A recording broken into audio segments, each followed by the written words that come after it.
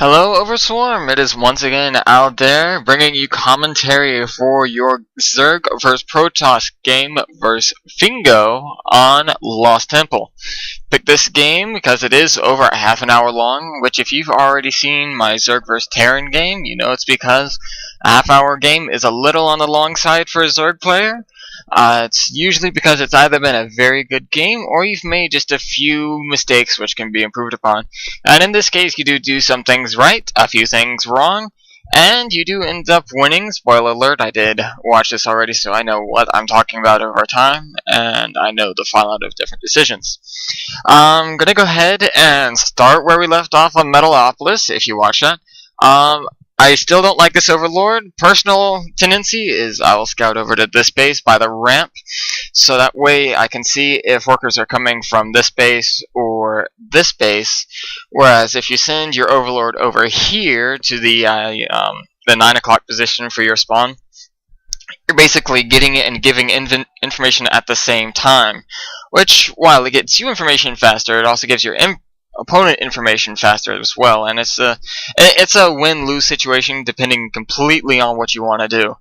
I will go ahead and take time to comment on this. This was a 10 pool, and this is going to just echo out through your next few dozen decisions through the game.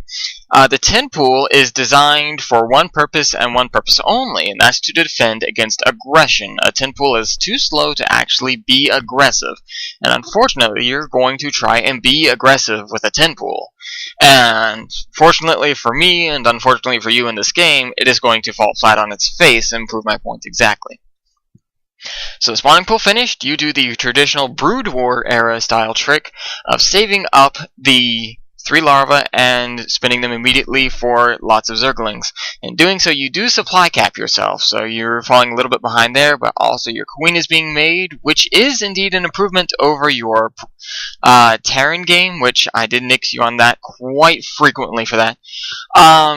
You do the right thing with your attack. You do mind your attack and not get distracted by this probe, which is good. However, we have to fall back on why it's bad. Not only are your Zerglings only halfway across the map, but this Zealot is going to be complete well in time. And also, we'll go back to the Overlord spawn again. If you had sent your Overlord to the 3 o'clock spawn instead of the 9 o'clock spawn, you would not have had to send your drone to go scout. And there it is, that one Zealot fended off your early rush entirely on its own, and this Protoss is going to make a mistake right now, and further complicate matters much more than he ever needed to. So that is the only reason you're going to get damage here, and Protoss is going to make another mistake, that is fighting with his probes rather than his army. Thing you do correctly is expanding under the cover of this attack. If you did do the 10 pool for the purpose of this attack, then I cheer you on for your brilliant strategy. However, I do have to nix you because you're shooting yourself in the foot a lot more than you're helping yourself. Because, let us look at the income count. You are currently doing damage, well, did damage to his economy, and you are only just now catching up. And you will not catch up, or I'm sorry, you will not surpass the damage you did for a while to come. Again, with the fast lair, I don't agree with a fast lair in a vast majority of situations. Getting a fast lair after a 10 pull, after a relatively fast expand, just seems like a terrible idea, because not only are your initial Zerglings not doing anything, but you also lost your Zerglings for negligible gain, and now you have 2 Zerglings to defend yourself. Also, I know what you're probably thinking, well, they're scouting Zerglings, I don't actually need an army right now, I'll just power drones and catch up. But you're not really catching up right now. You broke ahead by 1, and now if you've been astute, you're even again. So you're not really gaining an economic advantage, you're still trying to regain from how much you were down, and now you're falling further behind because you're making military units again, which honestly you don't need because you can make a military on the spot as soon as your scouts see anything. You're about to make a decision which I highly disagree with, and it is going to come in about another 3 seconds, but we'll go ahead and comment on this real quick. pausing the replay so I have time to say everything I want to say. You have 1, 2, 3 extractors and a hydralisk then, which is perfect for getting out lots of hydralisks really quickly. But a little while earlier, when you only had 1 extractor and I was busy talking about something else, you had 8 workers on the mineral line, which is far, far, far too few. And even now, we'll go ahead and select that again real quick. You only have, I'm sorry, that's not 17, that's 15 workers on the mineral line, and you're about to take 6 more off. So let's go ahead and do this. 1, 2, 3, 4, 5, 6. You're about to knock yourself down to 9 workers, and I did this for graphical reasons, so you can see how much you're hamstringing yourself. So this is your future mineral line. Let us compare this to the Protoss mineral line. Notice the difference. He has a full 8 workers on you, which is only going to spell doom in the short term. And that's a Twilight Citadel. I didn't see that the first time. Let's do this.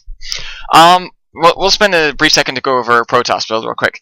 3 gateways and a cybernetics core. This is going to be a timing push of monstrous proportions if you don't defend it correctly, which you do. And at first I was...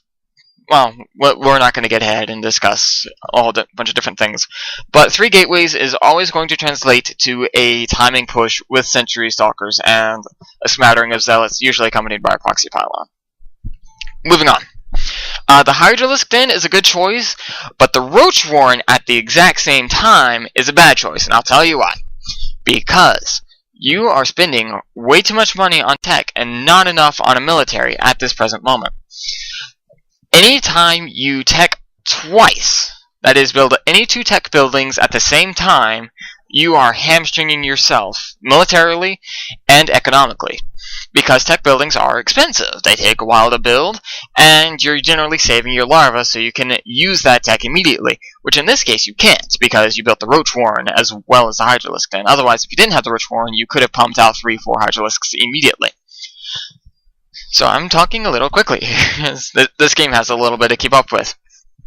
But here it is. You have Queens just standing around. Not that one, but this one anyways. 50 energy is very high for only being 8 minutes into the game. I'll go ahead and mention that real quick. Also, not getting upgrades. You don't have any unit upgrades. For Zerg, this is terrible. You must get upgrades. You must get upgrades. And looking at the unit tab, I can't remember exactly when this Protoss attacks, but it looks like it's shaping up to be any second now. And looking at the mini-map, here comes the attack. Now, if you recall, I said that getting 2 tech buildings at any given time is a bad idea. And you're about to experience why, because you have very little military. You are, however, doing the correct defense of putting spine crawlers here.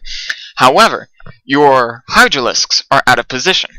Your Hydralisks, for your positioning of the spine crawlers here, your Hydralisks need to be up here.